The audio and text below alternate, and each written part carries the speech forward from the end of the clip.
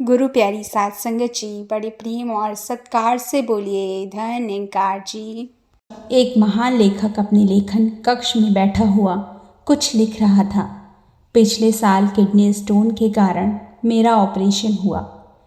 इस ऑपरेशन के कारण बहुत लंबे समय तक मुझे बिस्तर पर रहना पड़ा। इसी साल मैं 60 वर्ष का हुआ और अपनी पसंदीदा नौकरी से रिटायर हो गया। अब मैं बेरोजगार हूँ। इसी साल मुझे अपने पिता की मृत्यु का दुख भी झेलना पड़ा और इसी साल कार एक्सीडेंट हो जाने के कारण मेरा बेटा मेडिकल की परीक्षा में फेल हो गया, क्योंकि उसे बहुत दिनों तक अस्पताल में रहना पड़ा। कार की टूट फूट का नुकसान अलग हुआ। अंत में लेखक ने लिखा, यह बहुत ही बुरा साल था। जब लेखक की पत्नी लेखक के कक्ष में आई तो उसने उसे देखा कि उसका पति बहुत दुखी लग रहा है और अपने ही विचारों में खोया हुआ है। अपने पति की कुर्सी के पीछे खड़े होकर उसने देखा और पढ़ा कि वह क्या लिख रहा था। वह चुपचाप कक्ष से बाहर गई और थोड़ी देर बाद एक दूसरे कागज के साथ वापस लौटी और वह कागज उसने अपने पति के लिखे हुए कागज के बगल में रख दिया। लेखक ने पत्नी के द्वारा रखे कागज को देखा और उसे पढ़ना शुरू कर दिया।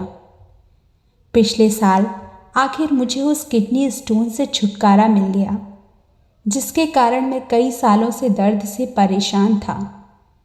इसी साल मैं 60 वर्ष का होकर स्वस्थ दुरुस्त अपनी नौकरी से स्वाभिमान के साथ सेवानिवृत्त हुआ। अब मैं पूरा ध्यान लगाकर शांति के साथ अपने समय का उपयोग उन कामों के लिए करूँगा जिन्हें नौकरी के दौरान मैं नहीं कर पाया था।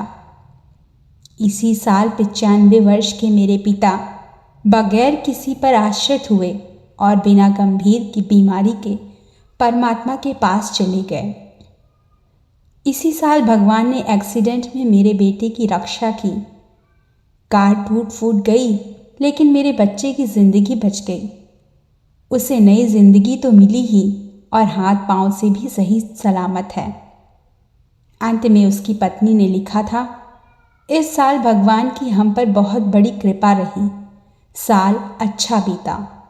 साध संगत जी, कहने का भाव, मानव जीवन में प्रत्येक मनुष्य के समक्ष अनेक परिस्थितियां आती हैं। उन परिस्थितियों का प्रभाव कैसा और कितना पड़ेगा, यह पूरी तरह हमारे सोचने के तरीके पर निर्भर करता है। चीज़ें वही रहती हैं, पर नज़रिया बदलने से पूरा परिणाम ही बदल जाता है।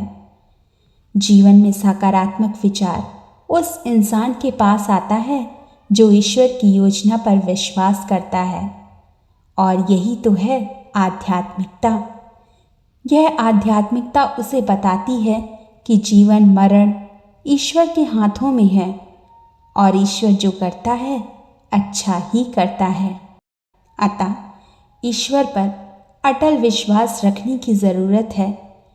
किसी ने सही कहा था, जो व्यक्ति हर पल दुख का रोना रोता है, उसके द्वार पर खड़ा सुख बाहर से ही लौट जाता है।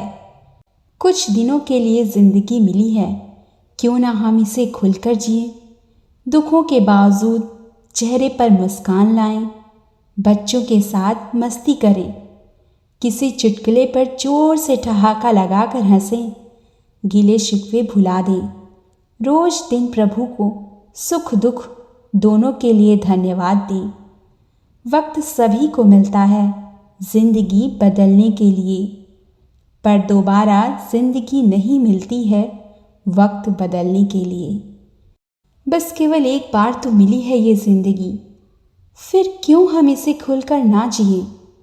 क्योंकि जिंदगी एक सफ़र है सुहाना, यहाँ कल क्या हो किसने जाना।